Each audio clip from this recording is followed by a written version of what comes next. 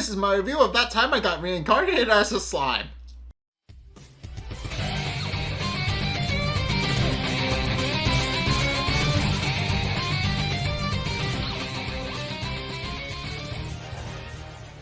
Okay, so in this episode, the 4 devices that are keeping the anti-magic barrier and the monster weakening barrier up around the town are slowly being destroyed. And I'll get through the first 3 are probably the easiest to review because they kind of happen in like 5 seconds each.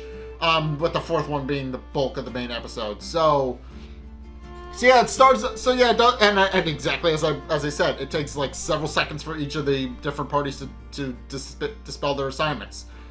So it starts out with Benimaru. He shows up and then completely wipes out everybody in a matter of seconds. He turns everybody into blue fire with his sword. They're completely obliterated in a matter of seconds, and then he destroys the barrier-making device. So he succeeds in his mission. And then then Gabiru and his men show up, and Gabiru we haven't really seen Gabiru fight much. He did like one thing during the Orc Lord arc. But he didn't really do much in terms of actual fighting. We haven't actually seen what he can do. So this episode was a refreshing treat because in his Dragon form, not only is he airborne, but he's also able to breathe fire as is everybody else. And he quickly shows that he's more than capable in a fight now that he's evolved into a Dragon.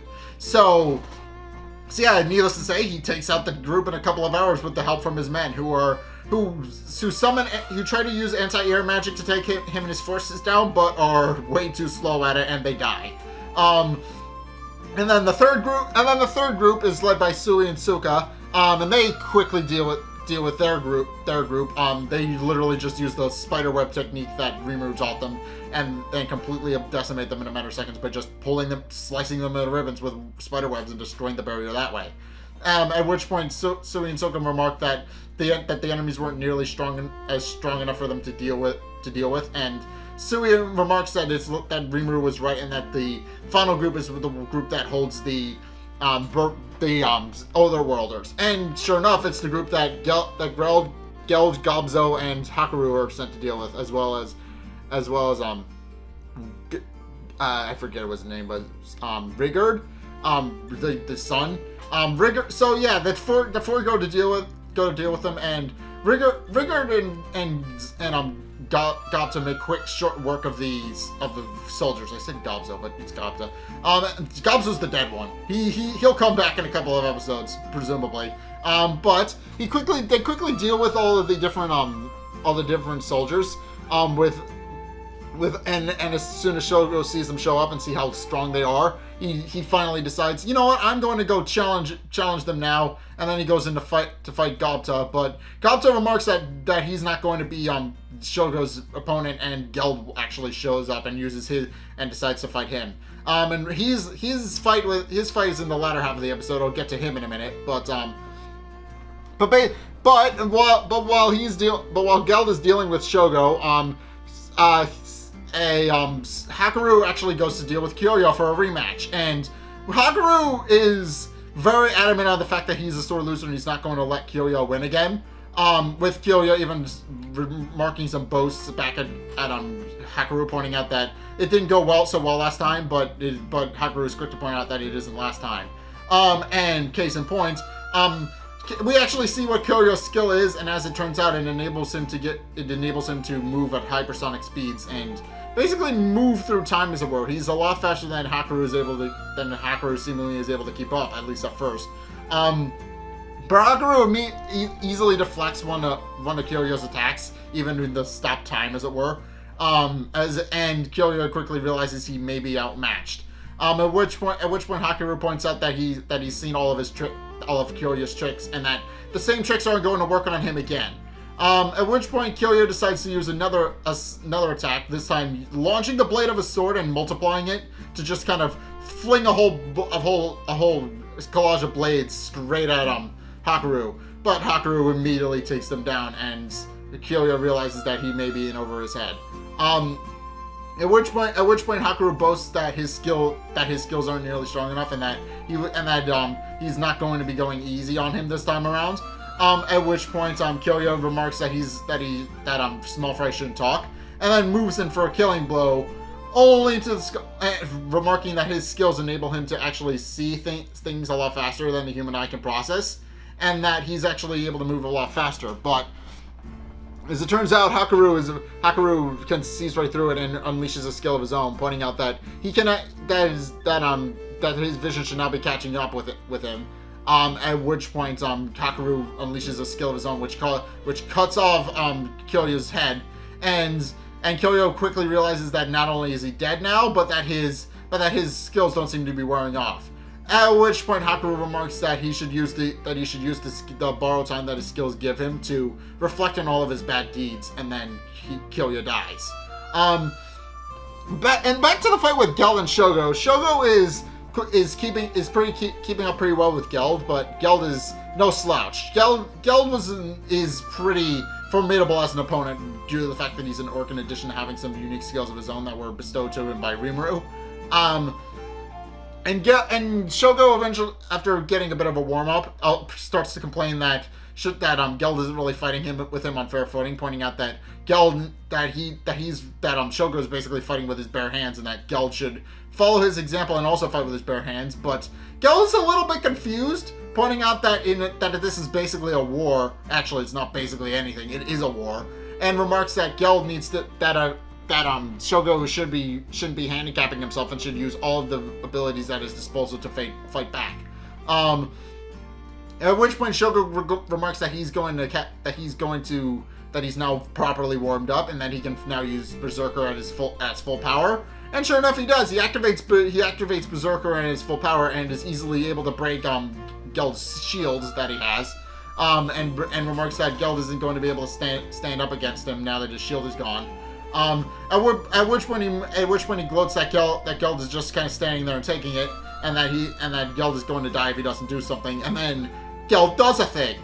As it turns out, he has this unique skill called Rot, which basically enables him to decay someone's body at an accelerated rate wherever it latches on to them.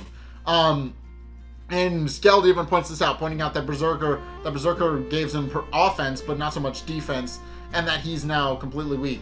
And Shogo, realizing that he's now going to die, reveals that he's actually a bit of a coward. He's a bit boastful, but he's a coward. He tries to run from Shogo because Shogo tries to run from Geld because he realizes Geld is now going to kill him. And as Geld is moving in to actually kill Shogo, Hakorou shows up, asking him why Geld hasn't finished him off yet, and Geld remarks that he was just about to. At which point dawns on Shogo that Kyoya apparently isn't dealing with Hakorou as he should be, and Hakorou then shows him Kyoya's severed head, and Shogo immediately panics and runs for the camp. So at which point Geld and Hakorou proceed to give chase and follow him into the camp, and as it turns out, Shogo actually has a bit of a plan. And his plan is, he's going to kill Kirara and use her soul to buy a new skill. And he does that. He murders his companion, turns her and kills her, and then uses his soul to gain the survivor skill, which enables him to regenerate faster than they can kill him, and then gives him the elemental magic as well, so that he's no longer affected by elemental magic. Which basically means that he's now invincible, as he puts it. And Geld and Hakorou merely remark that it's a bit shameful and that he can't call himself a warrior because of what he's done. And then Geld decides to see how far he can push Shogo to see how well his skill works. And basically, long story short, Geld pins Shogo to the ground with his foot and then beats him within an inch of his life. And it makes a very noticeable crater. So Geld basically just beats Shogo within an inch of his life, pointing out that his skill is impressive, but that he will continue to suffer as long as Geld sees fit because of his skill. At which point he points out that he's now going to cleave his head in one fell swoop and finish him off that way, so that he can end his suffering. At which point Shogo flees again and is saved at the last minute by Ryzen, a character we kind of sort of met. He was only like one scene, and he wasn't really that important of a character because we didn't really get to know him personally. We never even learned his name. But Horizon shows up. He saves Shogo's hide and then proceeds to point out that they're going to retreat and that Shogo did his best, and that he's going to use the skills he's learned with the knowledge they've learned to actually come back and fight again. At which Hakorou and Geld try to stop him. Geld rushes in, but Hakorou quickly points out that Geld is walking into a trap, and Geld retreats. In the nick of time, actually, because he was about to run into an explosion, which is a little bit... Yeah, if you don't know this series, it's going to be a little bit weird. It's even weird to explain a little bit, actually. But Ryzen points out that they're not going to fight, and that hopefully they can encounter each other on the day.